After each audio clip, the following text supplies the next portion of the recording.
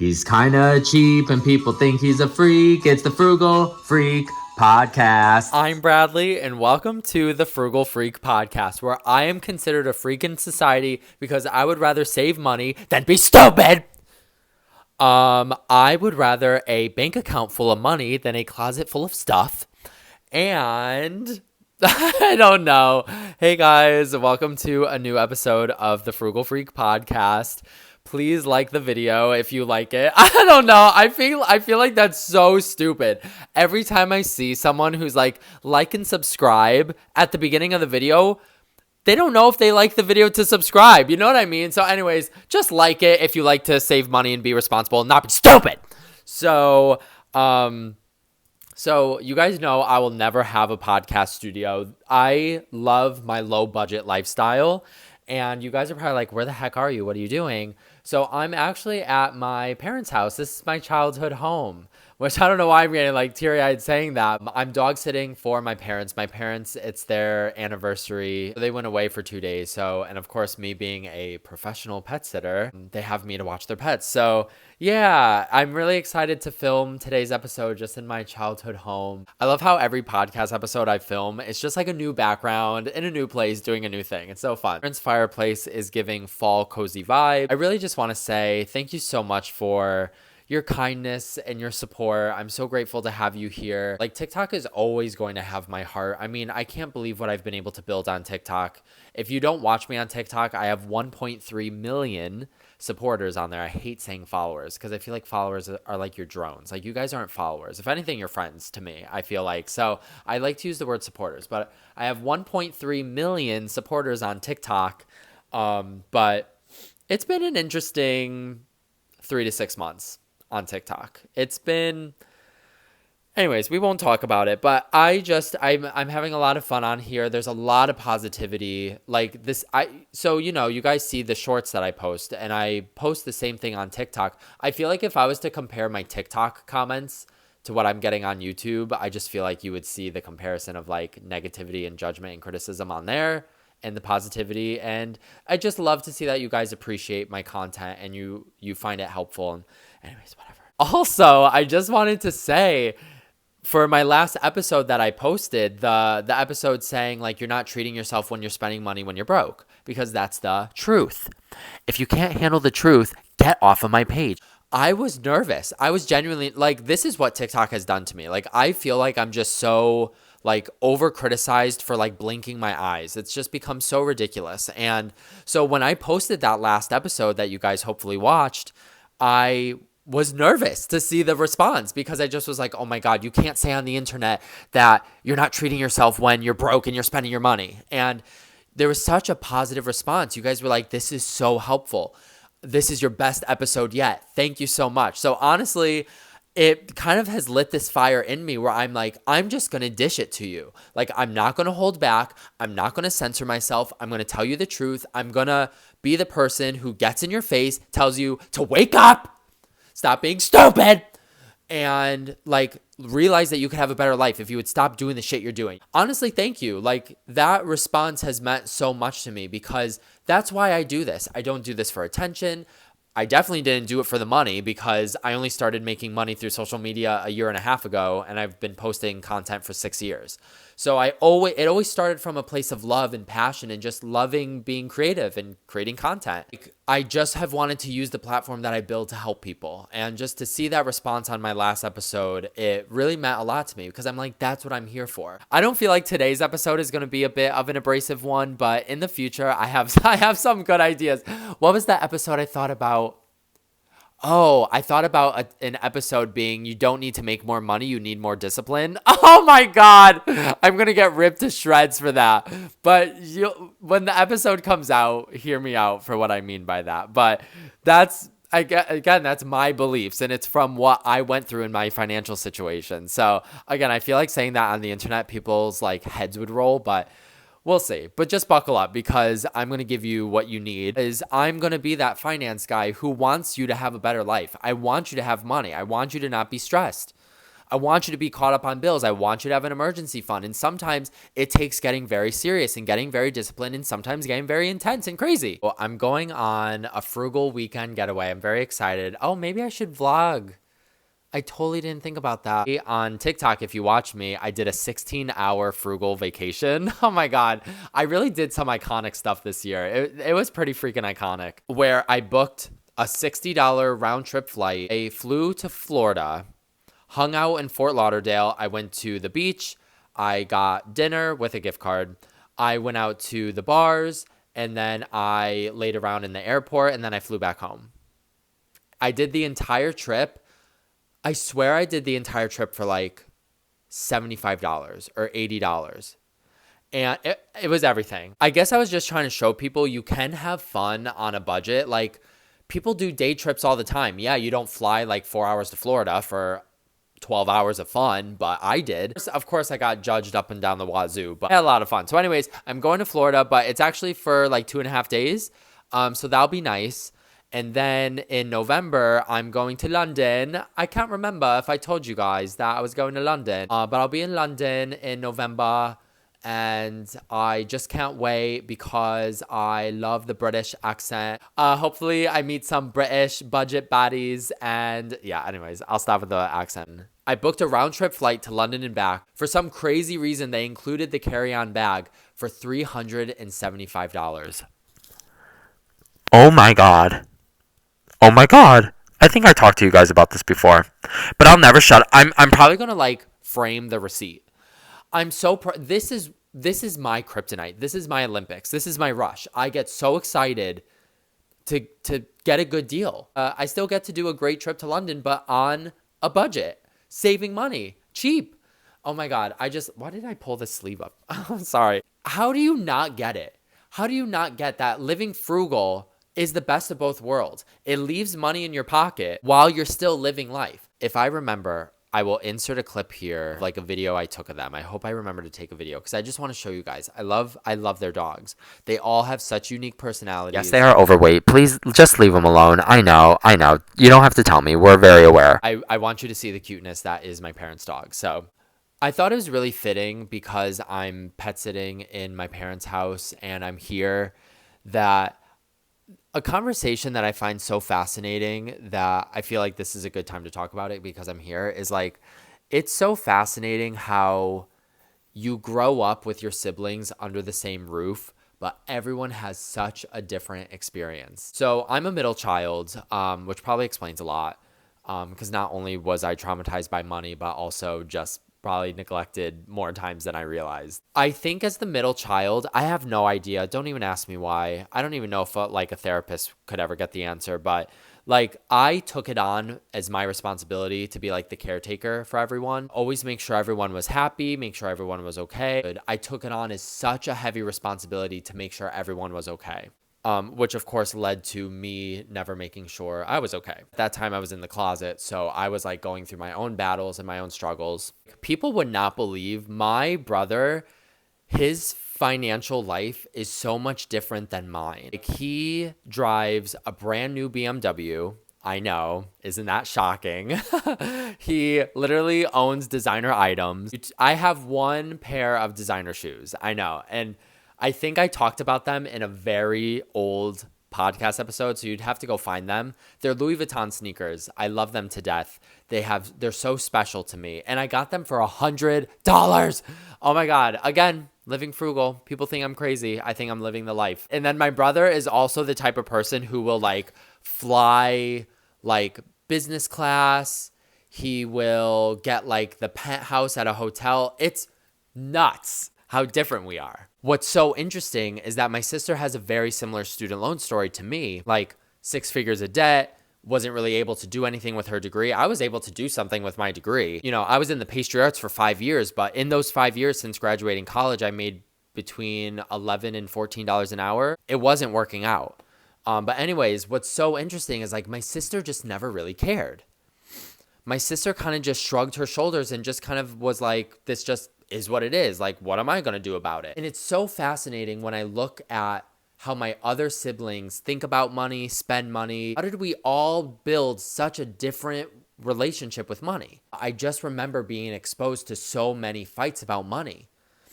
And when I think about it, like maybe my other siblings weren't around. Like I feel like maybe they stayed upstairs and maybe I stayed down here because I wanted to make sure like if my parents were fighting, like things were going to end okay. And it's almost like my parents' problems became mine. And then you guys probably know my student loan story, and that like totally exacerbated the bad relationship I already had with money that I developed in my childhood. So I find it so interesting when people grow up under the same roof with the same parents, but they all come out so different. I mean, every single one of us has a relationship with money. It could be good, it could be bad. And I would ask you to like look within yourself and look at your finances and ask yourself, what is my relationship with money? Do I respect money? Am I reckless with money? And I do believe a lot of the foundation of our relationship with money is built in our childhood and what we saw as a kid. And I just saw money as such a bad thing as a kid. Today's episode is I hope it's helpful. Obviously, I always hope these videos are entertaining / helpful to you guys. But I feel like this is a video more geared towards your mindset, which is so important. I've said in so many videos, and even as a financial coach, this is what I teach people, is that nothing changes if you don't change your mindset. But if you don't change your mindset behind money and respecting money and how you value money, spending your money versus the importance of saving your money, like all of this, your financial journey has to begin with you changing your mindset. And it's not going to happen overnight. We're all wired. And I tell that to the folks that I work with as a financial coach. Like, we live our whole lives thinking about money one way. And we build this wiring up in our brain to think about money one way. So when you have someone like me who's trying to wake you up and get you to think different, I'm completely aware it does not change overnight. I was 20 years old and 6 figures of debt, and I was panicked. I thought my life was over. I was stressed out of my mind. I wanted to do anything to make my situation better. And for me, it was an instant flip, but for a lot of people, it's not. And I get that, but you need to work on it. You need to stay focused on it. You need to keep up on it. You build this habit and this repetition that eventually it will become natural to you, but it doesn't always at first. And I want to acknowledge that. I titled this episode, More Money, More Problems. And I always laugh when I hear people say that, because I actually think, obviously, in my opinion, that's so untrue. It's kind of become my catchphrase where I say, like, when is your life ever worse with more money? And it's not saying money's everything or that even money buys happiness, because I've talked about, I don't think money buys happiness, but it creates a happy life. When I think about the phrase more money, more problems, it kind of makes me think about the people who increase their income but still continue to stay broke. And I know I talked about this before. I don't mean to come off as insensitive, but I really have a bone to pick with 6-figure earners who live paycheck to paycheck. You make me very mad, because you could have a great life. You are in such a lucky position to earn 6 figures. Can I just say what pisses me off? This just popped in my head. When I see videos that say, like, oh, to live comfortably today, this is how much you need to make in each state. First of all, I hate that, because when I see that and it says like, oh, for you to live comfortably today, you need to make $210,000. Like, first of all, that's going to make someone feel bad about themselves. That's going to make someone feel like, oh, geez, look at the money I make. I'm never going to live comfortable. It's so discouraging to most people reading it. There's a saying that I love that says, it's not about how much you make. It's about what you do with the money you make. I know that doesn't connect with every person. I get it. Don't throw your tomatoes at me, but I think it's so true from my own life experience.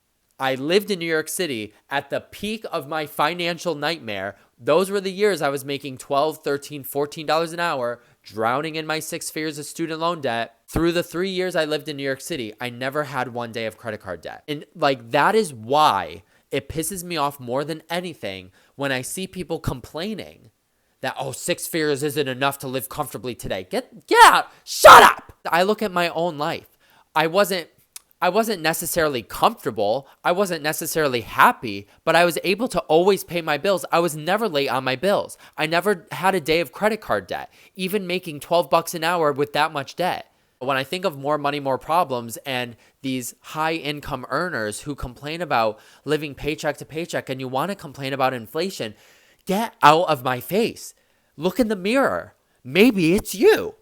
Maybe you're living a bigger lifestyle than you can afford. Maybe you are creating your own financial problems. This is why your mindset's so important, because when you make more money, but you just see money as a thing to spend, you're just going to spend more money. And you're going to be in the same position when you were making less money and still paycheck to paycheck. Like, before anything else, money is for you. And what I mean by that is what money can give you.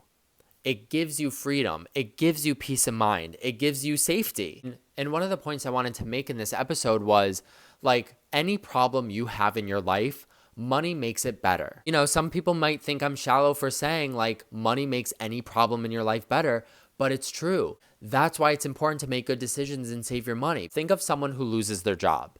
So they lose their job, but think of two different scenarios. In this economy, it's been happening to a lot of people.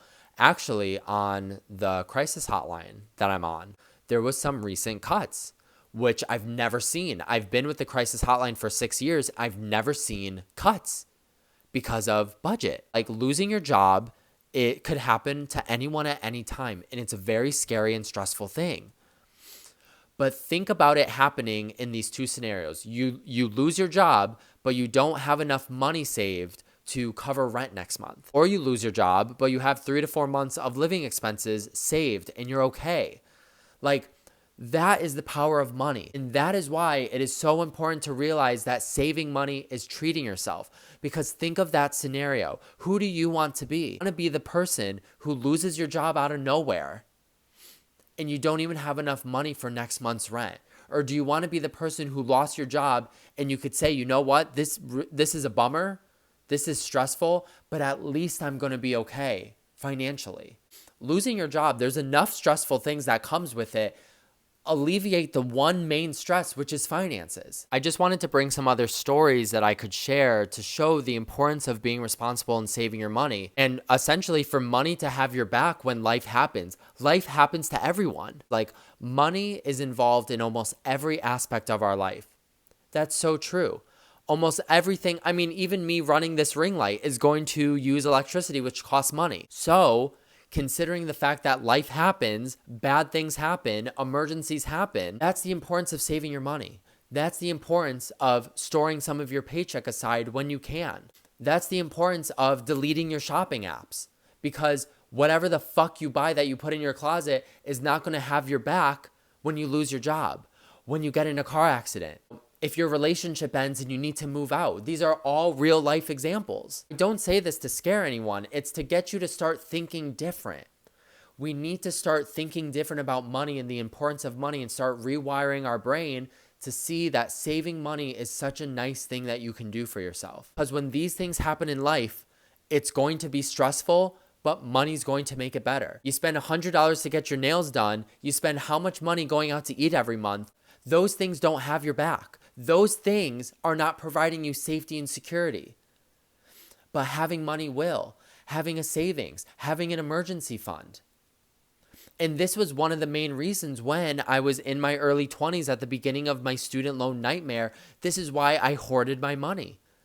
This is why I did anything I could to save any dollar I could. The main reason for saving money wasn't even really the student loan debt at all, because I never thought that would be something I could overcome. As long as I have money stored away, as long as I have money saved, as long as I could be prepared for an emergency, I'll at least be okay, and I just want to feel okay. I have 2 real life examples that I want to share just to kind of highlight the importance of the conversation we're talking about. But for one, so like I mentioned, I'm a financial coach, and I had a client come in. This was a couple months ago, but the story, I swear, will always stick with me.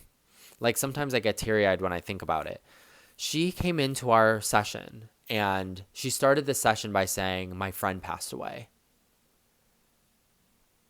Out of nowhere. Again, life, it's going to happen.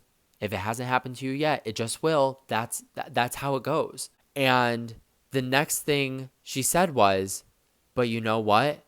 I'm so grateful that I have been focused on saving my money and making good decisions because I was able to afford a flight to go down to attend the funeral." And in that moment, I was like, yes, like right there. That is exactly what money is for. And I know people could say, well, you could just put it on a credit card. Yes, a credit card could be there for an emergency, but Get out of that mindset. Do not rely on your credit card to be the emergency fund. You need to be your emergency fund. Think about what that does to a person, the stress that brings on to a person, the emotions that brings on to a person to lose a friend, and especially out of nowhere. And the fact that she had the money to afford her flight and give her that sigh of relief in this moment of tragedy and loss. That is such a good example of what money's really for and what it's about and why I live frugal and why I save money and why I think it's important for you to learn to change your mindset and what you see money for. Because think about it. Think about if she had no money because all she cared about was going out to eat, buying clothes that she didn't need, filling her drawers full of shit, having a $700 car payment, blah, blah, blah. Her story, this scenario would be so different. Bradley, my friend just passed away and I can't afford to go to the funeral. Bradley, my friend just passed away. I can't afford to miss work. Do you see how the story changes when you have money and when you don't have money? And I was so proud of her for the progress that she made, that she was able to show up for herself in such a tough moment of losing a friend. And through all of that emotion, at least she didn't have the emotion of stress because she prepared ahead of time, because she was making all these sacrifices and steps along the way that allowed her to have the money saved. I think I'll end the episode with my own personal story.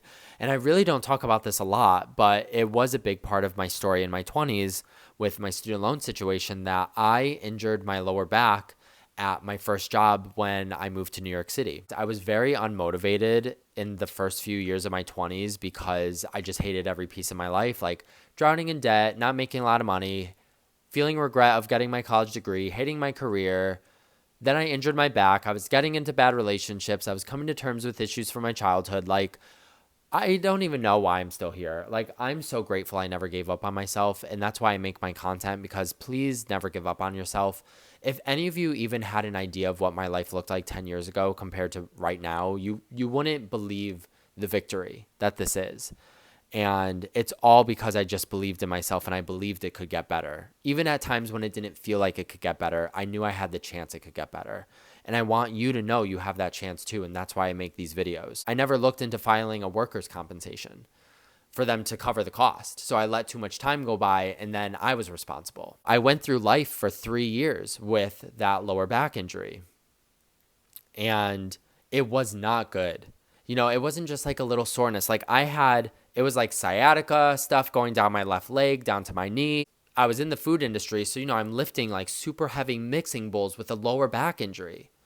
And I was pulling my back. When it got to its worst before the surgery, I was pulling my back like every other week. And then I would be limping home. And that's just why I'm happy to be alive. Like, people don't understand why I live the way I live. Like, I'm just grateful for anything. Literally, I don't care that I have holes in my shoes. I'm just glad I have shoes. Like, I don't care that I sleep on a college dorm mattress. I'm just grateful I have a place to sleep. Like, no one knows what my past did to my brain. So I'm just happy to still be here. But I went through life for 3 years without fixing my lower back. And it's because I couldn't afford it. I couldn't afford the surgery, but then I also couldn't afford to miss work because I had the big student loan responsibility. And I think I probably would have been able to pause the student loans in my name, but most of my student loan debt was in my parents' names. That's what most of my 20s were. Most of my 20s were just shrugging my shoulders saying it is what it is. There's nothing I can do about it. And I think I just wanted to use that example when we talk about more money, more problems, how money makes any problem in your life better, because I was thinking about it earlier today. I was like, if I had parents who were able to financially help me, or if I had money, or if I was making a better income at the time, whatever my story could have been, like, it all could have been so different. Like, maybe I didn't need to go for 3 years struggling with a back injury. And that's another thing too. I never missed a day of work because I couldn't afford to miss a day of work. I never wanted to be late on a bill. I've never been late on a bill in my life. And because I had no one to lean on or no one looking out for me, I didn't know what happened if I was late on a bill. So I just always was like, no matter what, you have to make your payments. You can never be late. You have to have money. You need to save. Like, obviously, you guys, this is how I ended up how I am today. But I think that's it. I hope this was a helpful episode for you guys. again, I really wanted to post this because I think it's important that we focus on our mindset when it comes to our finances, because like I said at the beginning, you will never improve your finances by living in the same mindset you've been living in. Like, you have to. That is absolutely step one, is start thinking about money differently and seeing money differently and learning to respect money, and that every dollar matters, and to value every single dollar you make and realize each dollar has a purpose. Also, just to remember that any problem that we have in our life, money will make it better. And I'm sure someone will put in the comment section a problem that maybe money doesn't make it better. But it's just like any problem we have, there's already a ton of stress that we're faced with. Just think about it. What makes a stressful situation worse? Money. Money will always make a situation worse. And that's why I would rather have a problem in my life with money than a problem without, like the back injury. I guess that's it. I hope you guys enjoyed this episode. I love you guys so much. Your support means so much to me. I'm having a ton of fun on here. I want to say this too, because I don't really talk about it a lot, but my whole internet life started on YouTube. So it's been so cool to me to watch my YouTube page grow, because when I was posting videos in high school 15 years ago, no one cared. No one was watching. So to have your support and to see the Budget Baddie family growing on here, it makes like the younger version of me so excited and so happy and kind of healed in a way, because I never thought any of this could happen to me. And it did. And that's crazy. And life is crazy. And I'm so grateful for all of it. So for the Budget Baddies who made it to the end of the video, I see you and I love you and I appreciate you very much. You guys know I love to have you put something in the comment section just to show me that you made it to the end of the video. So one of my parents' dogs, her name is Bella. She's the only girl.